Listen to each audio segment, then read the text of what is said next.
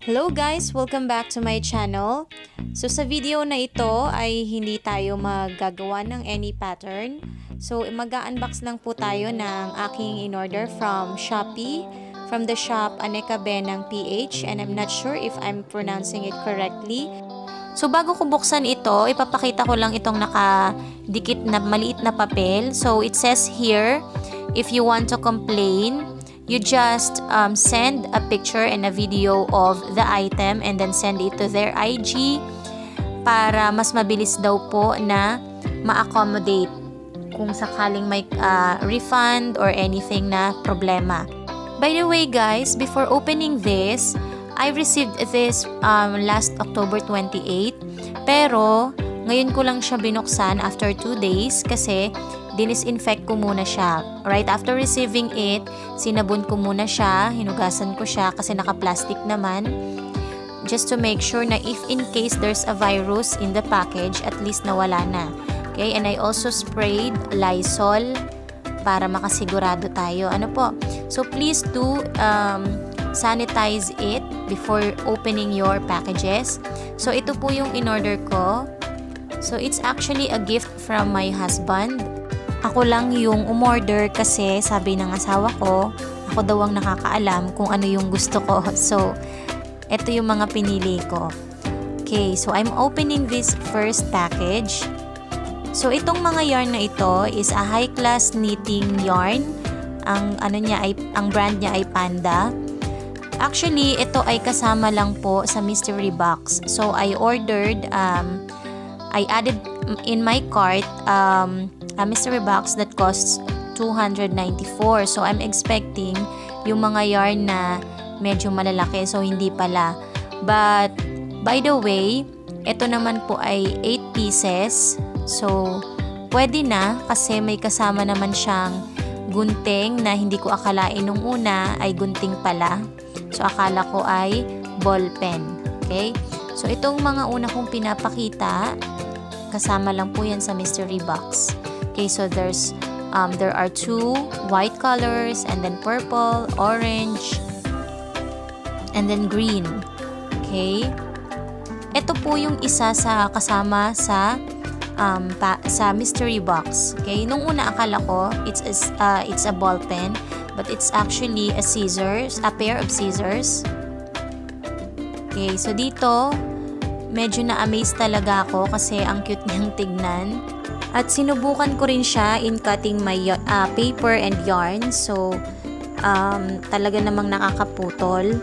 Kaya, hindi ko pinagsisisihan itong mystery box na nakuha ko. Kasi ang cute niya. By the way, chinek ko ito dun sa store nila. Walang ganitong tinda. And then, yung Panda na yarn, it costs 90 pesos. Pero, buy one take one siya. Okay, so binigyan ako ng 8 piraso, let's say 90 pesos times 4 equals 360. So, pinili ko lang naman itong mystery box for 294. Ibig sabihin, medyo nakatipid ako ng kahit pa paano kasi meron din namang kasamang gunting. Okay? So, next is ito, yung crane na scissors. Ito yung isa sa pinaka na-excite akong buksan kasi parang ang ganda-ganda niyang tignan. And I'm very excited to use this on my video tutorials. Ito namang scissors na to, it costs 166 pesos from their shop. So, gold yung pinili ko kasi parang mas magandang tignan yung gold.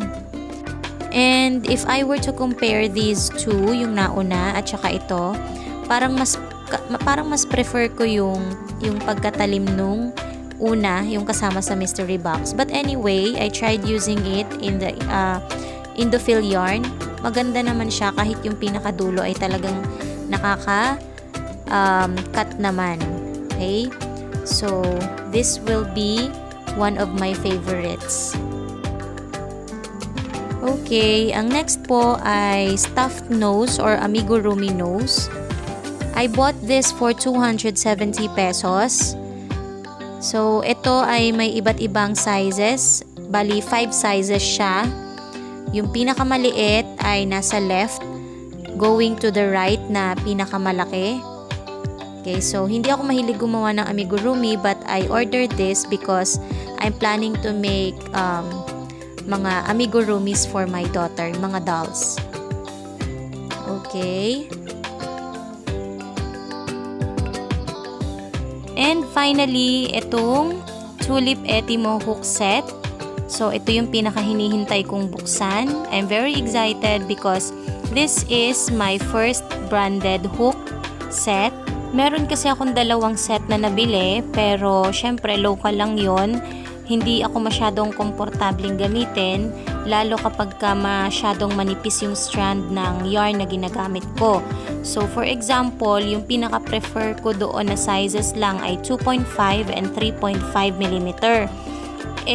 Pag gumagamit ako ng fine cotton yarn, parang nakakainis siyang gamitin kasi may naiiwan na yarn. Okay? Kaya, I'm very excited to open this. Okay, so this set includes a pair of scissors, may ruler din siya, tsaka darning needle. Pero itong scissors ko, it's made from Italy. Silver lang po siya. I will not be giving you any review kung ano man kasi this is my first set, so I have no experience using this. Ipapakita ko lamang po kung ano yung mga nilalaman nitong set na to para may idea kayo just in case you buy your own. Okay, so meron ditong ruler. So, hindi siya kalakihan. Okay, and then of course, itong pang-weave natin. So, itong isa, medyo malaki. And then this one is smaller.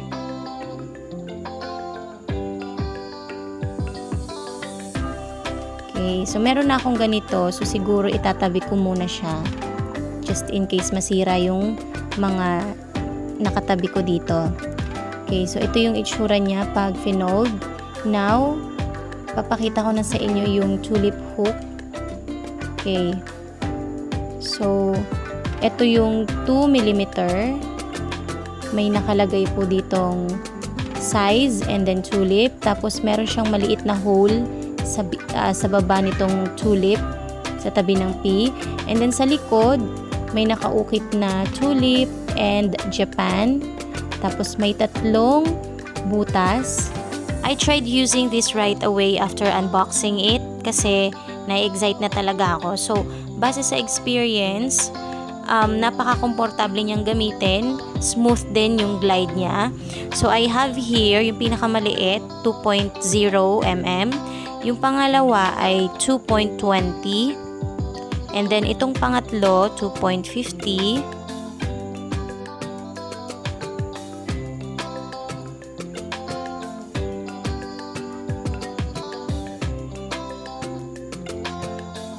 Okay, so para makita ninyo, I will be placing it on my palm. So, itong pang-apat naman ay 3.0 mm. And then 3.50.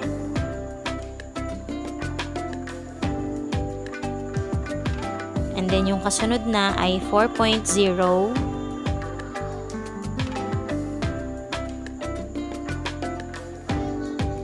Also have here 5.0 and then yung last ay 6.0. Okay, so bakit set yung binili ko? Mas gusto ko kasi yung isahang bilihan na because of the shipping fee, and at the same time mas nakakamura kapag binili mo siya as a set instead of per piece, 'di ba? Kasi kapag bumili ka ng isa, what if one day you will be needing a bigger size? Yung binili mo lang ay 2.5 or 3.5 kasi most of the time, yun yung ginagamit natin. So, ang ginawa ko ay bought a set para in case na there comes a time when I need a smaller or a bigger hook, andyan na, hindi na ako magpapadeliver ulit. It's a waste of time waiting, and at the same time, yung shipping fee din na medyo mahal din. Okay? So, kung meron naman budget, you can buy one. Ngayon, bakit kailangan bumili ng branded? Kung may local naman, if you want to be comfortable in crocheting, why not invest a good hook, diba? So, I believe in that talaga. Kasi ang tagal kong nagtiis sa local hook at ang sakit talaga sa kamay, mabilis mangalay. So itong pinapakita ko, ito yung una kong in-order. Dalawang red Etimo. The sizes are 3.0mm and 2.5mm. Ito talaga yung una kong binili kasi I'm using Indophil acrylic yarn at yun yung parang nakikita kong best hook size na pwedeng gamitin sa yarn na ganon. Okay, so ito, I compared the two Etimo tulip hook, yung parehong size, at base sa weight, feeling ko lang mas mabigat itong gray, pero hindi naman ganun kalayo yung difference ng weight nila. Okay, mas magaan lang ng konti itong red. And then kung saan nakalagay yung mga label, yung mga hole na maliliit, ganun din sa pareho, sa red at saka sa gray. Dun lang sila nagkakaiba, and at the same time siguro dun sa mismong hook, kasi yung isa, yung red ay matte, tapos yung isa ay hindi. Okay? So far, pareho naman silang okay when I used especially the red one, kasi sabi nila parang hindi daw maganda yung red sa pagko-crochet sa yarn. So for my experience naman, okay naman po siya. Hindi naman siya yung parang magaspang. Ewan ko lang bakit ganun yung sa iba. Okay, so ito yung 2.5mm. Okay, by the way, bakit sa nakikita ninyo may dalawang extra spaces there, doon ko ilalagay yung dalawang red. Kasi itong set na to ay 8 pieces lang talaga yung hook. Nagkataon naman may dalawa akong red, so dito na lang siya. So I'm planning to buy yung smaller sizes, but in piece na lang sila kasi meron na ako nung ibang sizes. Nadoble na nga po yung 3.0 and 2.5. So I'm planning to buy another hook, pero of different sizes naman, smaller. Okay, kasi ginagamit ko rin for my earrings. So ito po siya, and it looks very original kasi alam ko nagdududa kayo. It looks very authentic naman for me, lalo na pag ginamit nyo siya. Ayan, kung mapapansin ninyo, paulit-ulit ko talaga siyang binubuksan, sinasara, pinapasok sa loob yung gunting kasi hindi ako mapakali because I'm very excited for this one, and I hope you understand. Okay? So if you're asking me if I'm satisfied, of course yes, I'm very satisfied with what I receive now. So hopefully ay magkaroon din ng chance to order another hooks just like what I said. Okay, so thank you for watching this, and I hope you like this, and if you do, please don't forget to hit the like button, and don't forget to subscribe to my YouTube channel if you haven't yet. Okay, so for the second time, I will be showing you my order, my items from Shopee Aneka Benang PH. So ito po siya, yung scissors na akala ko ay ball pen.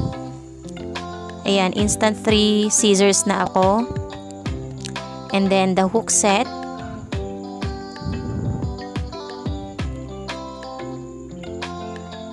Okay, so ito naman po, amigurumi nose or stuffed nose. And of course, yung ating acrylic yarn, panda acrylic yarn na 8 pieces. Okay? If you have questions, just comment down below and I'll try to answer them. Okay, so thank you for watching this, and I hope you enjoyed it. So please subscribe to my YouTube channel, guys, if you haven't yet. And you can also ring the bell so that you'll be notified when I upload my next videos or tutorials. So thank you for watching.